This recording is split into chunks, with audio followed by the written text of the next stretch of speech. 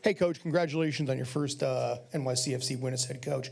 One of the things that I've noticed in this 5-game now winning streak that you've had, including Campeones, is that you're a lot of a second-half scoring team. So in the 11 goals that you've had, 7 of them have come in the second half. What do you attribute that to your style? What's your thought process on that? And, yeah. There's an element of disappointment that we haven't scored the chances that we've, especially today. There was some really, really good looks. And I do think at half-time, although it's only like a small feeling, there's a little bit of disappointment in a game of this magnitude that you allow a team to stay in it. I think the goals come from a belief and a real collective buy-in into the way that we're playing. We do the same things. We continue to play the same way. We continue to stick to the plan. We continue to push really hard. And then in the end, if you give the quality that we have, consistent looks at the goal, we're going to score in the end. And I think that's a real testament to the professionalism and the collective thinking that we have in the group, that we just continue to do the same thing, switch the play, run the spaces in behind, and continue to create chances. Nick, we know how good Maxi is and how much he means to this club, but it seems like he took it to another level tonight. And in games like this, you need your best players to step up. So if you can, just talk about his performance and just how special he is and what he means to the club, especially in games like this. He's a special player. I think he has evolved his role this season within the team because he's playing a little bit deeper because of the injuries that we have. He started to play a little bit deeper and be solid defensively whilst also being that real Maxi Moralez that we see creating and scoring. I think today you saw both sides. He played an incredible game.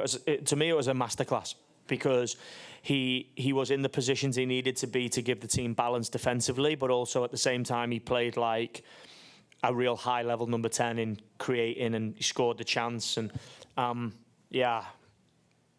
can't say enough about him. His professionalism, his leadership, his talent, his effect he has on the team off and on the pitch. He is a real special guy. And when we play games like we did tonight and performances like we did tonight, he is always a huge part of that.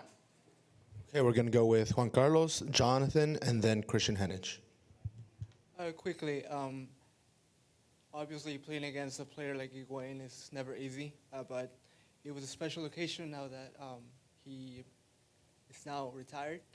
Any special game plan that you prepared ahead of the game, knowing that he had a really good last part of the season, and your thoughts on his impact on the league now that he's gone?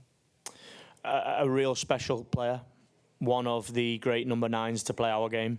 You see that in Napoli and Juventus and Real Madrid and Chelsea and River and huge clubs, huge goals. For someone like me, it's a to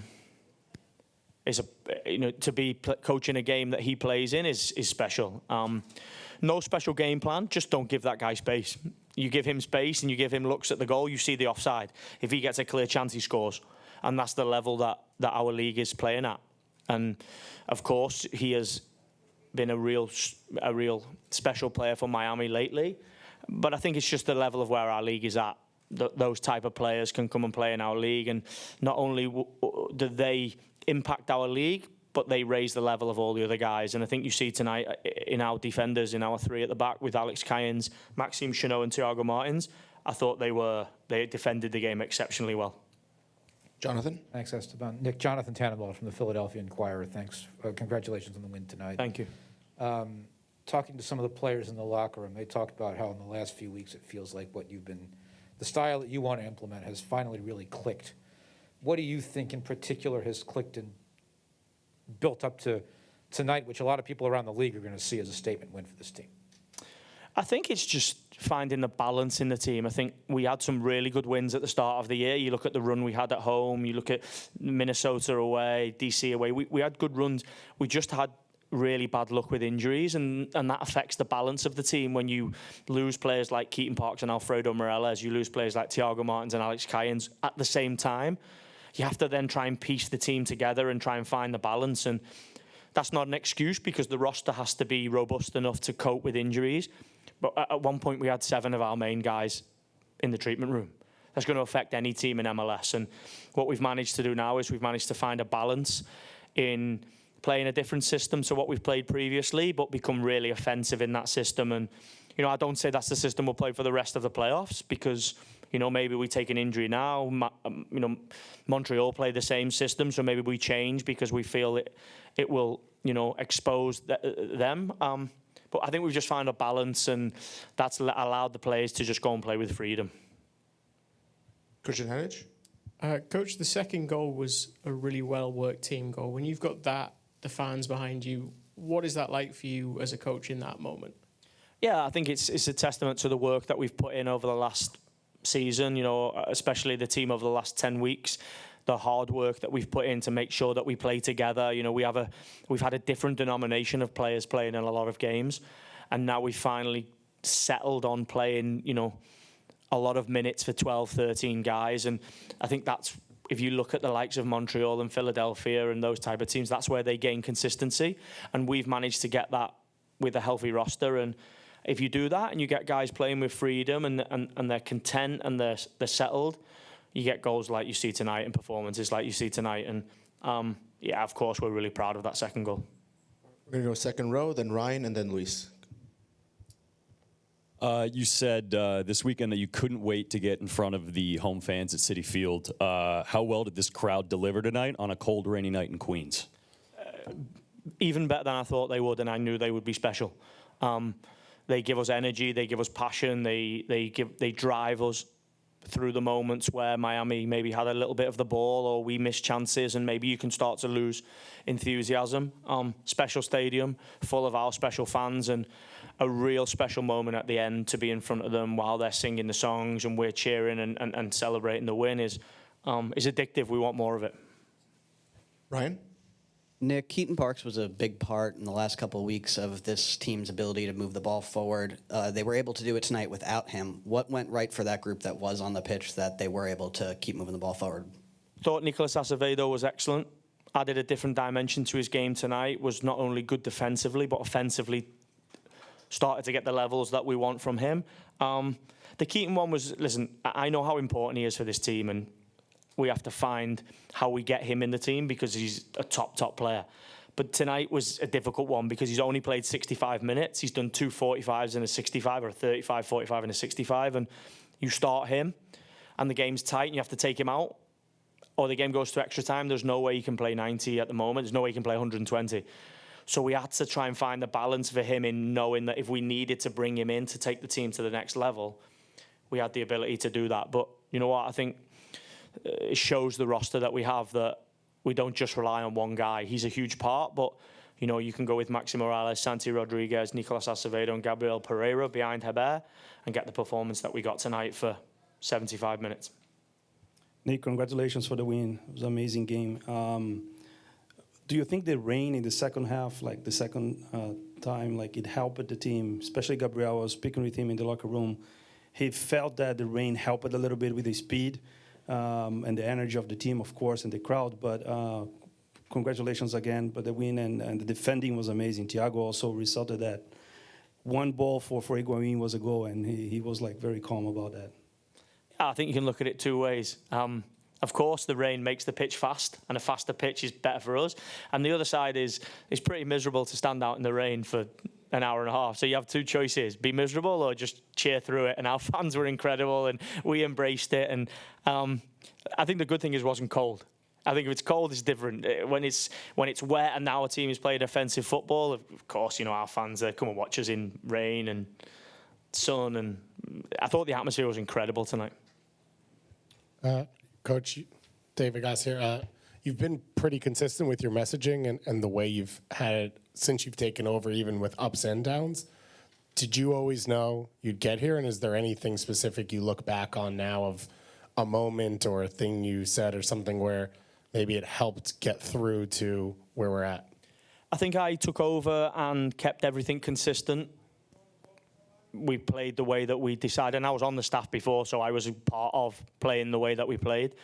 I think we picked up too many draws in the start, and I realised I had to be myself. The first change was Dallas away. I think that was the first small showing of what my identity as a coach. Then we went to Red Bull away, and I think then we started to pick up, and then I sort of moved back into our old ways, and I don't say that's wrong because we won an MLS Cup playing that way, and and then all of a sudden we started to pick up injuries, and I think since I changed the system and almost reinvented the team a little bit, and only because we needed to. I don't say I reinvented it because the last way wasn't good enough. We were just in a difficult moment. I think then we started to really pick up some pace, and that's when the performances started to maybe feel like we were starting to go in the right direction leading into playoffs. Okay, we're going to go with Trey, Caroline, and then John Lupo. Hey, Coach. Obviously, Talis Magno in the last match had a significant injury, and he had been building some consistency along the front, playing the 9 alongside Gabriel Pereira. They combined for 2 goals in the last 2 games. Obviously, you were kind of forced to make a decision at the number 9 position. Is there anything you said specifically to Eber? Any way you changed the match and the preparation going into the match, having a different kind of profile of a player up there? And how'd you feel after you got that goal in the 93rd? No, we don't say anything. Let him play. He's an experienced guy. He's had big moments here for NYCFC. You just got to trust that guy. He'll score every time he plays if we can carry the possession and we can get the ball in and around the goal. I thought his fight and his hold-up play and link-up play was excellent tonight. So I thought the performance from him was very, very good. But we don't have to change the team. He's a top player. Caroline? Hey, Nick, congratulations on the will. Thank you. You could see the celebrations, your own celebration for the second goal, just how much it meant, particularly after the game when emotions are high. What do you say to the team to maintain that positive feeling going into the playoffs, especially when it's back to business tomorrow? I think that what we learnt last year is it's one game at a time. It's a cliche, but it is. I think speaking with staff that have been here a long time and going through previous playoff moments, I think we almost felt like we've got everything to lose because we should be winning. And last year we did a lot of work on having everything to gain and just concentrating on the next game. Forget MLS Cup, just win the next game and see where it gets you. And we had that feeling tonight, and the message is the same. Now we go for Montreal. We win that one, then we move on to whoever we play next. Forget MLS Cup final. It's one game at a time. John? Nick, Alex Kynes was nominated for Defender of the Year. Can you just talk about his performance also? It seemed like he also was on the ball a lot in the first half. He was bringing the ball up. And with Pozuelo, he's scored so many big goals against his club. Just talk about Alex's performance overall and what he's meant to the club, and just being nominated for Defender of the Year. He's been excellent for our club. He's been an excellent defender. He's shown his real quality this year, with and without the ball, physically top level, technically top level. And I think this system frees him up to be a little bit offensive, so it gives him a different dimension. For me, he is the Defender of the Year, and he plays for my team, so I'm going to say that. But I just think his performances this year, for him, have been another level from what he's ever played for this club. Great. Anyone else in the room? Okay, Jonathan, final one in the room. I know you've been here, as you said, for a while. Thanks. Nick, you've been here for a little while now, as you said, so it's not like this is your first run through the playoffs. But now being the lead guy on the bench, is there anything that you sense different, about having to coach a playoff game? Most of us who watched you at Man City Women for all those years, the Champions League wasn't quite, a one-off, quite like this. Anything different about this sort of thing? These games are just so crazy. I think you see at the start is there's so much emotion in these games because they're knockout games, and I think that the difference is when you get to the end of regular season, position doesn't really count. It only really dictates your home advantage or not. We're a good example. We went to New England and Philadelphia last year, and then away to Portland. And if you can perform on the day and you can cope with all the different elements of pressure, of being away from home, anybody can win. Doesn't matter if you're 7-6, 5, 4, 3. Anyone can win. And I think what helps us is we've been through it, so we have the experience. And I think from my point of view, it's just expecting the unexpected and being comfortable and being able to soak up the pressure when the game is a bit hectic. Because the game was hectic for the first 15, 20 minutes tonight, and it wasn't as controlled as we like at home. But it's the nature of playoffs, and you have to, you just have to learn to live in a chaotic world. And once you do that, you know that. I think the Austin Salt Lake game is a good example of that. You can be 2-0 down with 17 minutes to go, and I thought Austin done a really good game of just playing and understanding that, you know what, 2-0, a lot of game left. So I just think it's being comfortable in these moments really helps as a coach or as an assistant coach. Okay, final 2 questions are going to be in the Zoom. First is going to be Sydney with MLS, and then Chris Campbell. Hi, Nick. Good evening. Congratulations on the win. I saw a stat. I believe 2 U.S.-based MLS teams have won a playoff game in Canada in MLS existence or something like that. How do you prepare your team for this challenge of going up to Montreal and what's sure to be a really rowdy home crowd, considering they hadn't been in the playoffs since 2016?